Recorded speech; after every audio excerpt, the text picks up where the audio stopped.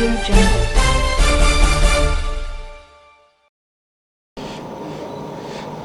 இந்த குழந்தை வந்து ஜெய் பிரஜித் பிறந்த போது அழலை. அதனால என்ன ஆச்சுன்னா மூளை பாதிச்சு. குழந்தை வந்து ஒரு மாதத்துக்கு மேலே ஐசியூவில் இருந்து வென்டிலேட்டரில் இருந்து அதுலேருந்து வெளியில் வரைச்ச ஃபிட்ஸ் ஆரம்பிச்சுது. பிரச்சனை என்னென்னா இந்த ஃபிட்ஸ் வந்து கண்ட்ரோல் ஆகலை. மெடிசன்ஸோட ஒரு நாளைக்கு 40-50 அட்டாக்ஸ் வரும். ஒரு 4-5 டைப்ஸ் ஆஃப் மெடிசன்ஸ் கொடுத்தாலும் அந்த ஃபிட்ஸ் வந்து கண்ட்ரோலில் வரல. குழந்தை வந்து பல டாக்டரில் பார்த்தது, பல ஒப்பீனியன்ஸ் எடுத்தாங்க, பல மெடிசன்ஸ் ட்ரை பண்ணாங்க. ஆனாலும் இந்த ஃபிட்ஸை வந்து கண்ட்ரோல் ஆகலை. குழந்தை வந்து எங்ககிட்ட வந்து 1 வருஷம் 4 மாதம் ஏஜில் வந்தது. அந்த டைமில் நாங்கள் என்ன பார்த்தோன்னா ஃபிட்ஸ் வந்து மூளையை பல இடத்துலேருந்து வந்தது. அந்த பல இடத்துலேருந்து வந்து ஃபுல்லாக ஸ்ப்ரெட் ஆகிட்டு இருந்துச்சு. ஸோ நாங்கள் வந்து பேரண்ட்ஸ்க்கு என்ன ஆஃபர் பண்ணோன்னா ஒரு சர்ஜரி பண்ணி அந்த ஸ்ப்ரெட்டை நிறுத்தலாம்ங்கிறத ஆஃபர் பண்ணோம். இந்த ஸ்ப்ரெட்டை நிறுத்தத்தில் என்ன நடக்கும்னா அந்த ஃபிட்ஸ் வெளியே தெரிகிற ஃபிட்ஸு கம்மி ஆகிடும். அப்புறம் கம்மி ஆயிடுச்சுன்னா ஸ்டாப் ஆகிடும்.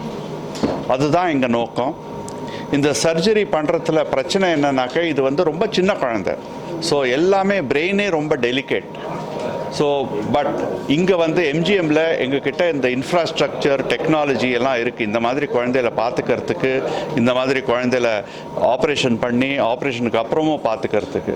ஸோ நாங்கள் இதை டிஸ்கஸ் பண்ணிவிட்டு குழந்தைகளோட பேரண்ட்ஸோடு டிஸ்கஸ் பண்ணிவிட்டு நாங்கள் வந்து இந்த ஆப்ரேஷன் பண்ணோம். இப்போ 3 மாதம் ஆகுது ஆப்ரேஷன் பண்ணி. குழந்தைக்கு இப்போ வழிபடியாக ஃபிட்ஸே கிடையாது, ஃபிட்ஸே வரது கிடையாது. ஸோ ஃப்ரம் 100 ஃபிட்ஸ்லேருந்து ஒரு நாளைக்கு 100 ஃபிட்ஸ்லேருந்து இப்போ 0 ஃபிட்ஸ் ஆயிடுச்சு. மருந்தும் 5 மருந்துலேருந்து இப்போது ஒரு ஸ்மால் டோஸில் 2 மருந்து தான் கிடைக்குது. இம்பார்ட்டண்ட் என்னென்னா இந்த ஃபிட்ஸ் கண்ட்ரோல் ஆனதில் குழந்தையோட டெவலப்மெண்ட் இப்போது 3 மாதத்துலேயே தெரிய ஆரம்பிச்சிடுச்சு. குழந்தை இப்போது அம்மாவை பார்க்குது, சிரிக்குது, ஒரு அந்த மாதிரி ஒரு சோஷியல் பிஹேவியர் ஆரம்பிச்சிடுச்சு. முன்னாடி ஃபிட்ஸ் தான் நடக்கும், வேறு ஒன்றுமே நடக்காது. ஒரு குழந்தைன்னு ஒரு அம்மாவுக்கு பேரண்ட்ஸ்க்கு ஒன்றும் ஒரு ஃபீலிங்கே இருக்காது.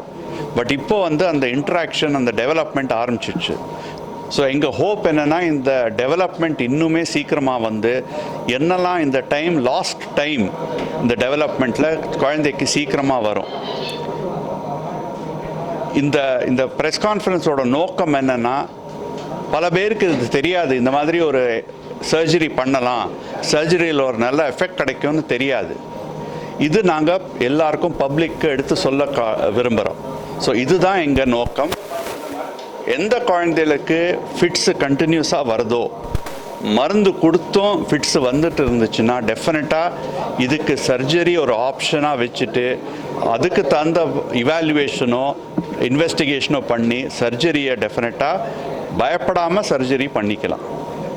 நான் வந்து doctor K Sridhar, director and group head, institute of neurosciences and spinal disorders and chief neurosurgeon of MGM. Interfering with the child's development itself, and the entire family was so much perturbed. At one point of time, the convulsions were so many in a day, as Dr. Sridhar put it, that the parents really got vexed. They were telling me, "Doctor, do something for my child. What we can do? So many drugs you are giving. I find it difficult to give so many drugs for the child in a day. How many times I need to give the drugs? Suppose child becomes intercurrent illnesses, when the child gets a cold, a diarrhea in between, and there is a lot of question how we are going to treat this child." And this family, my parents were so caretaking. I must say, they were so caretaking that the child was lucky to have these two parents as their parents. And then they asked me, "Sir, let us do something." Then I thought we have to do something. With 5 drugs, we are not able to control convulsions. So I started thinking of alternate options, whether we could do surgery. But initially, most of the neurologists and neurosurgeons whom we have taken opinion from outside were all pessimistic. They were not optimistic. They were saying the outcome may not be better. But then it went on into my mind, the outcome may not be better, but I must give some relief to the baby. Here is a baby which is suffering, here is a family which is suffering. Even small amount of control of convulsions with some method will be a gate relief, which means I can work on development of the child if the convulsions come under control. It was this time that we started discussing with Dr. Arulmozhi and Dr. Sridhar, and to my dismay, our neurosurgeon Dr. Sridhar was very optimistic. He told me, sure sir, let us help this child. We'll try. We'll make a try. I think we can do something for this child. Our surgery will definitely reduce the number of convulsions, and that will help with reducing the number of drugs, and also help you in developmentally interfere with the child development and bring it back to normal. Then the parents, I had to convince them that let us take a call on this. Let us hope things will go well. We are having a good neurosurgeon, and I think we'll hope for the best and do. They agreed to that, and then Dr. Sridhar did a wonderful work. We really, I didn't expect that much amount of recovery. I thought even if the fits reduced by 20-30%, that would bring a lot of happiness to the parents. To my disbelief, the convulsions almost stopped. And now the child has started developing. Now the child starts looking at the mother and smiling. It is making development that it has been missing all these years. Slowly trying to develop this.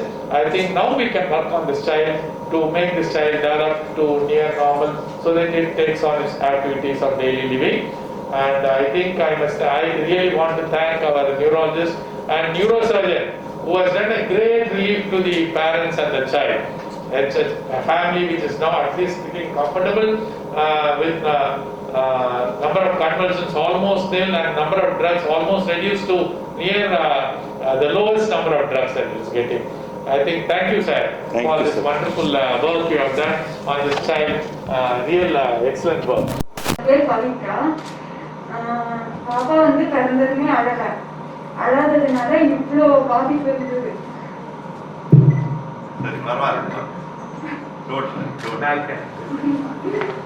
நிஜமாவே doctor அரசு sir இருக்காங்க.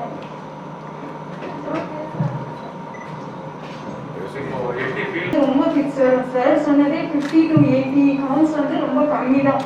நிஜமா தூக்கத்துல கூட பாப்பாவுக்கு நிறைய fix வந்துட்டு தான் இருந்தது. 5 மருந்து 6 மருந்து 7 மருந்து டெய்லி மருந்துனால தான் பாப்பாவோட வாழ்க்கையே போயிட்டு இருந்தது.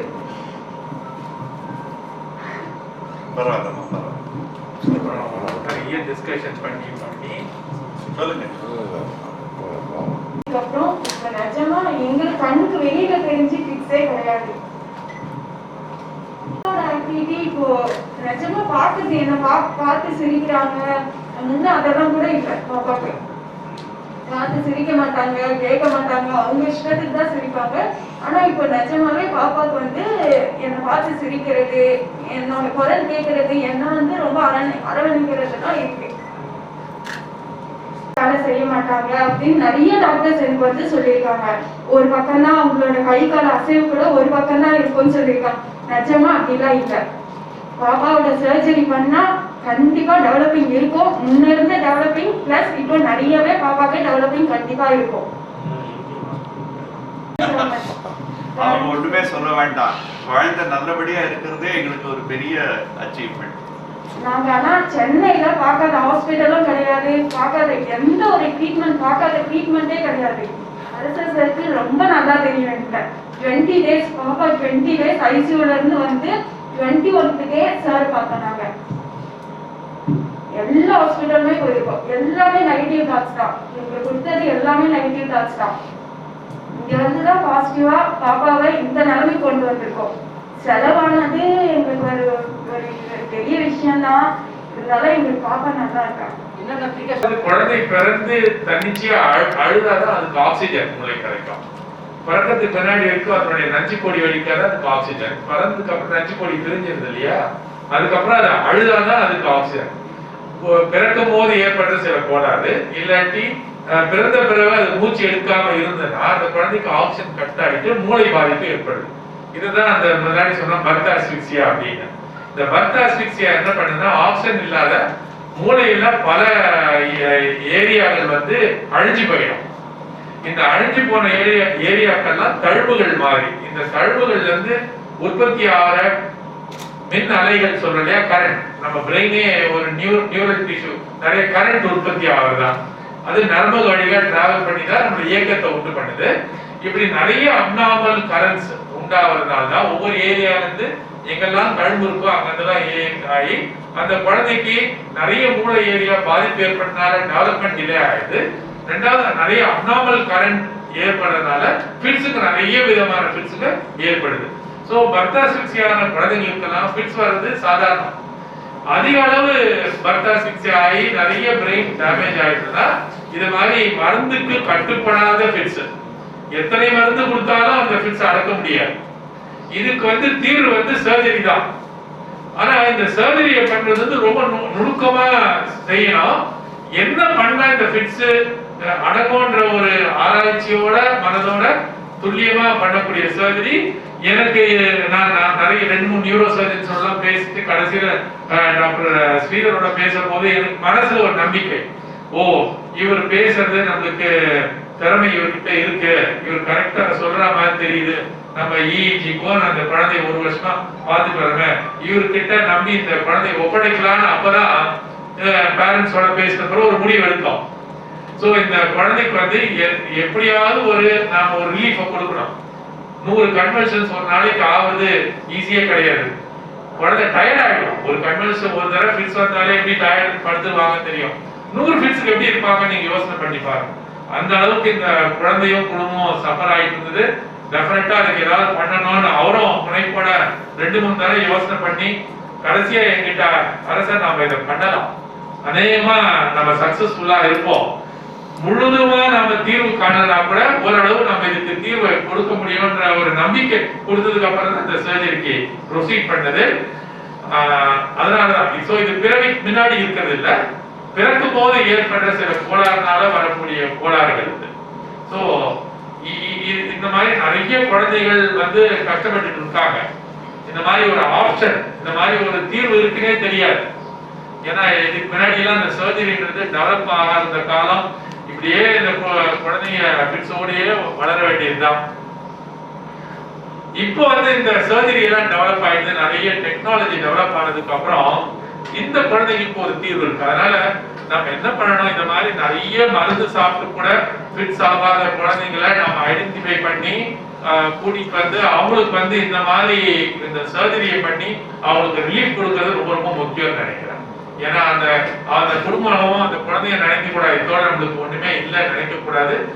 இதுக்கு மேலேயும் நம்மளுக்கு சில வைத்தியங்களுக்கு இந்த சர்ஜரி மூலியமா நல்லது பண்ண முடியும்ன்றது தெரிய வரும்.